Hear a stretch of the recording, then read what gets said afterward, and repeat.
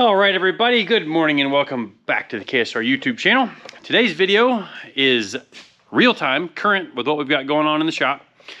Wanted to give a quick, somewhat quick shop update of everything that's been going on. Unlike the last couple of videos that I've been doing that are kind of trying to catch up on stuff that I'd filmed and didn't edit while I was putting off, doing YouTube for a little while. But thank you all for watching the videos, subscribing. Check your subscription if you haven't done that in a little while. I hear people get unsubscribed and we don't want that to happen to you. But click the notification bell if you want to see when we are releasing a new video. And as always, go to winwithksr.com to get you some KSR merchandise. We've got hats and shirts and stickers and soccer mom posters and all kinds of good stuff. I'm actually working on some new merch for kind of the second half of the year. I can't believe it's already almost the second half of the year. This is my kids' last week of school. Golly, time goes by fast. But yeah, let's get to what's going on in the shop and catch you guys up on some real-time action.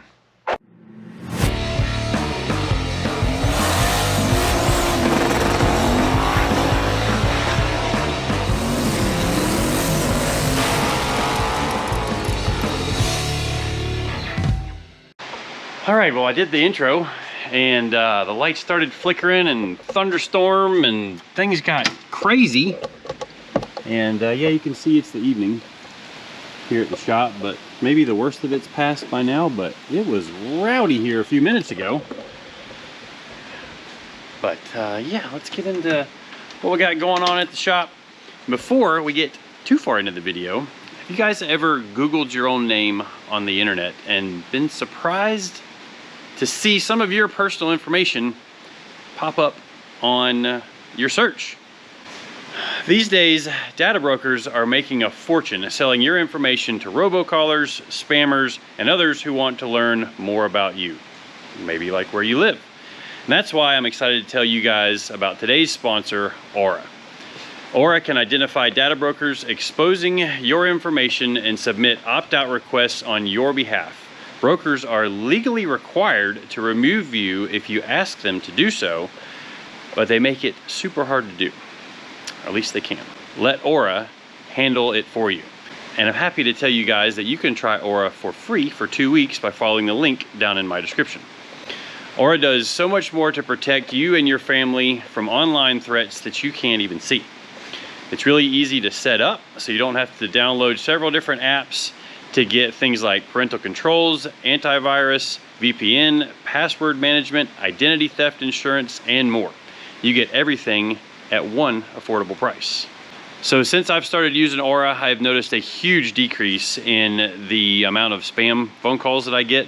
It used to be that I left my phone in the office, and you guys might not think so, but I'm a pretty private guy, even though I'm on YouTube. But not a lot of people have my personal cell phone number, but somehow the spammers got a hold of it and I started getting tons of robocalls, spam calls. The phone rings, hangs up. But since I started using Aura, the spam calls have been greatly reduced and I have been able to keep my phone on me again so that I can keep up with text messages and phone calls from my actual friends that have my cell phone number. So you can either continue to let people exploit and profit off of your private information, or you can go to aura.com/winwithksr to start your 2-week free trial, which is the link is down in the description if I haven't mentioned that enough. So huge shout out to Aura for sponsoring this video. Let's go check out some of the projects we've got going on in the shop and catch you guys up on some of the stuff we've been up to. All right, well, we are back actually the next morning, and the first thing we're gonna do is actually check out the engine room. Will's been working in here, giving us some more shelf space because we have a bunch of engines to get built. This is a one of our 5.3 stock block combination stock crank deals, which actually, if you didn't know, the engine that is in James's 240, it's one of my engines. That engine originally was built for Dick with the lawn dart. Dick upgraded to a 427 big nasty methanol burning nasty, nasty small block LS, and sold James his stock block, stock crank 5.3 that we had originally built for the lawn dart. And if you can't tell, that thing is pretty freaking quick.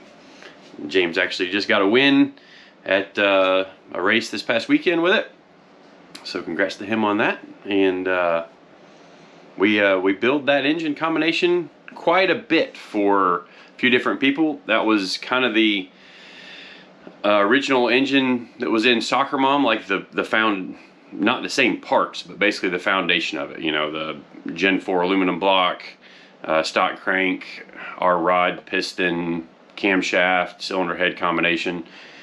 And yeah, it's a pretty good little runner. We've gotten pretty happy with building those things, and we actually have 3 of them in progress right now.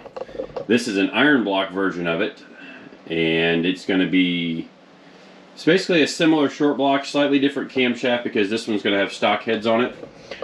Trying to get a conservative and safe, like 1,000 horsepower out of this engine. The engine that James has got, I would say safely is making, you know, 1,400-ish horsepower based off of the numbers and like what we had it running in Dick's car. Maybe a little more, but that's starting to push it when you get really past that with the combination of parts that we had there. But beyond that, we got some stuff going on out in the shop. The Corvette has gotten a little bit done on it here and there.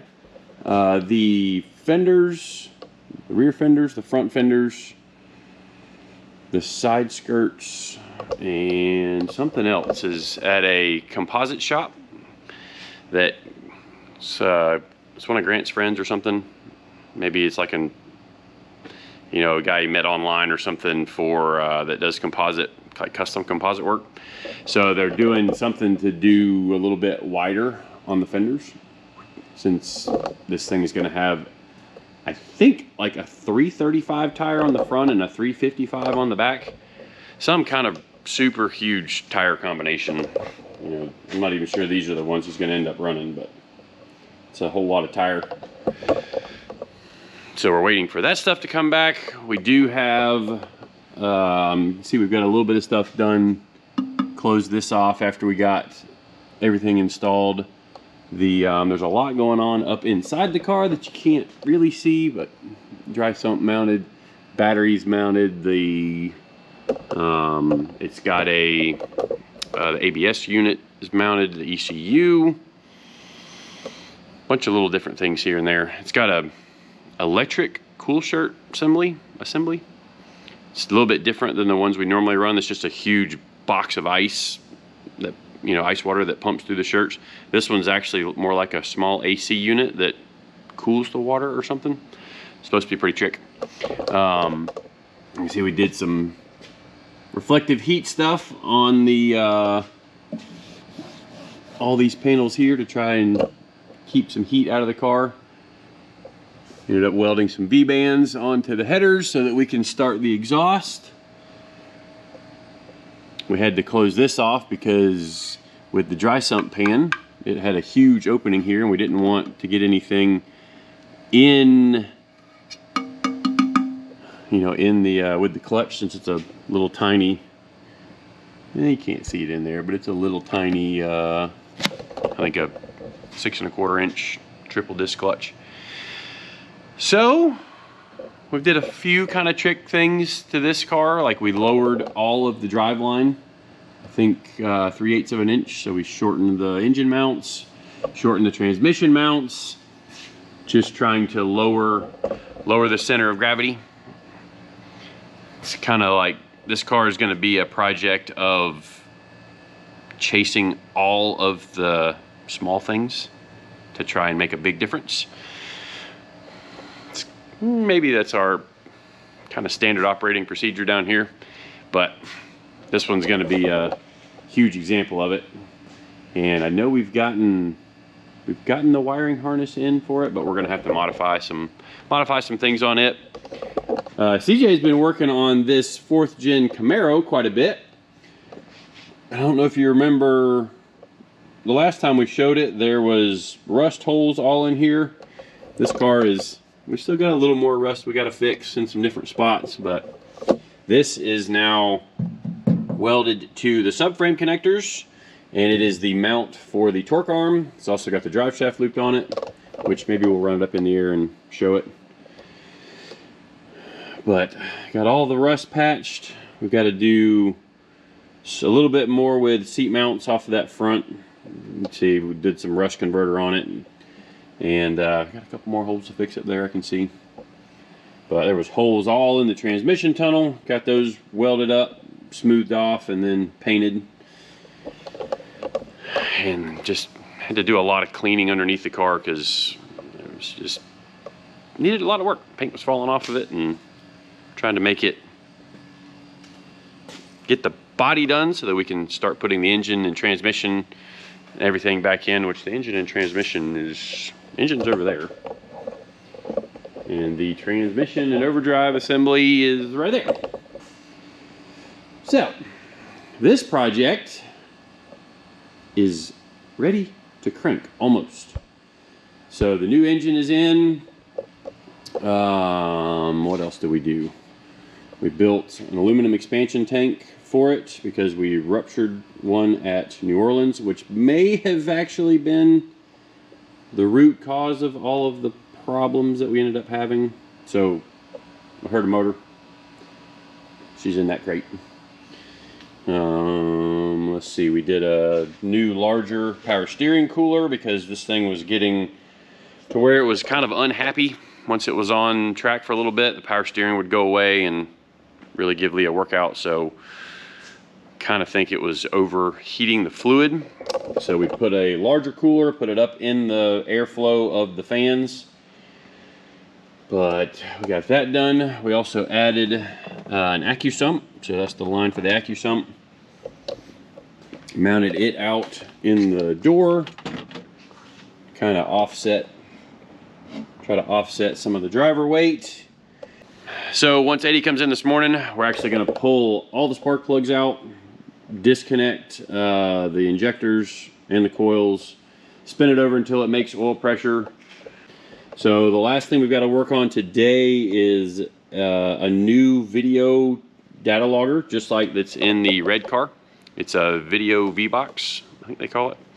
And it's an HD camera system. Then we have to turn in our data to Trans Am after every session, pretty much. Well, at least qualifying in the race, we have to turn in our data so that they can look at the data compared to the other cars and try to keep the field balanced. But we are getting this thing ready to go to Lime Rock Park this weekend in Connecticut. So if you are in the area, come up and see us. We will be racing on Monday, on Memorial Day. So it's supposed to be a pretty big car show on Sunday, which we'll be there kind of hanging out for that. And then on Monday, I think we qualify in the morning at like 9 o'clock. And then our race is actually Monday afternoon. I've never been to Lime Rock, although we have raced there before, or Lee has raced there before with the red car. And it looks like a pretty tight little track, and it's going to be really competitive with all of the other racers we've got showing up in our class. So pretty excited to hear this thing run. It's different than the motor we took out. That this one is cammed, higher compression. You can see we've got the restrictors in, because anytime the engine is modified, we have to run restrictors to try and keep the power balance the same. So because of that new combination, I have to dyno it. So we'll be, once we crank it up, we have to turn in a chassis dyno sheet that I have to fill out for Trans Am. The engine itself has already been dynoed at the engine builders, so it should be ready to just fire up. But we're still going to prime it just because we want to be extra super safe with it. And then we're going to get this thing out of here. And as soon as this thing's out, probably won't happen this week, but that trailer that I've been talking to you guys about for months now, I'm going to show you what's in that trailer. It's literally been sitting out in the trailer for too long. And we're gonna get it in here and show you what it is and show you guys what we're gonna do with it. So we'll come back to this car in just a little bit because we're gonna get it cranked up once Eddie gets in from, he had an appointment at the DMV this morning. Hopefully that doesn't take too awful long because I don't know about you guys, it's your DMV, but sometimes the DMV takes longer than you think it's gonna. Spencer's car, gotten not a lot of stuff that's super visible done, but you can maybe see the firewall flange. Gotten that all welded on, did some extra bars on the dash bar. I've wrapped up all of the funny car cage. Got the seat mounted. The roof X is all done with all of its gussets. We got the shifter mounted, which obviously that's not going to be like that. We got our Motion Raceworks operator shifter. I still have to pin this. We're going to do some threaded inserts for a bolt-on cup holder / cell phone charger because the tunnel is actually going to be removable in this car. So that's kind of my next project, is working the firewall, which it has to bolt on at these bolts because all of this cage is going to unbolt from the car so that we can have it powder coated.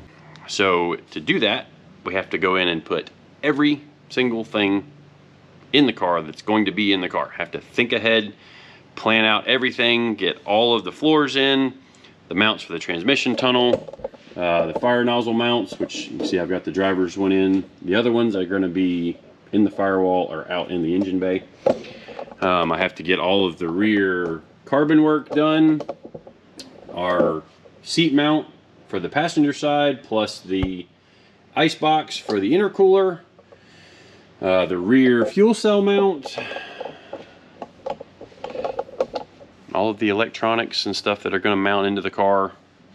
The fire bottle is going to mount somewhere over there. We've got our mounts for our electric panels.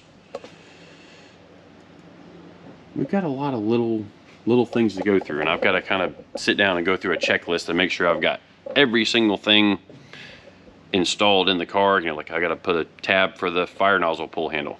I've got to do some threaded inserts to mount the parachute handle up on this crossbar. I'm going to have some kind of panel or some kind of tabs here to bolt in our switch panel mount. So the switch panel's right above Spencer while he's driving the car.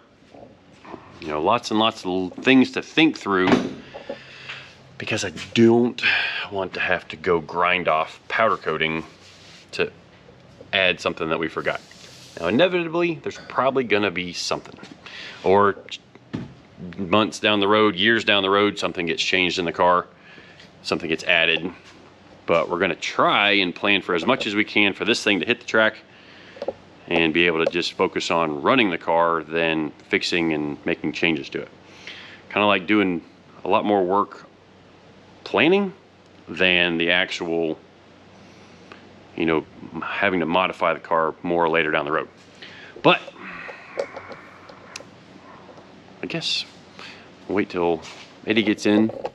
CJ's over there getting ready to start his day. Yep. Morning. Race cars. Race cars everywhere.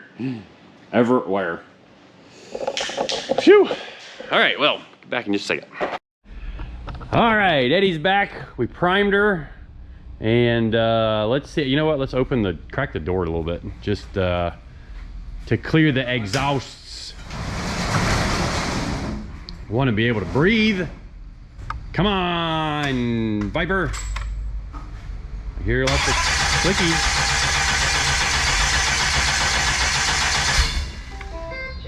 Hey, it kind of tried to crank. Oh! Oh!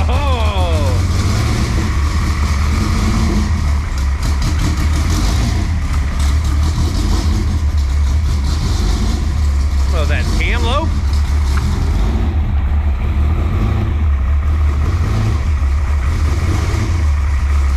They all hot. You got a funny kind of camlopey thing, doesn't she?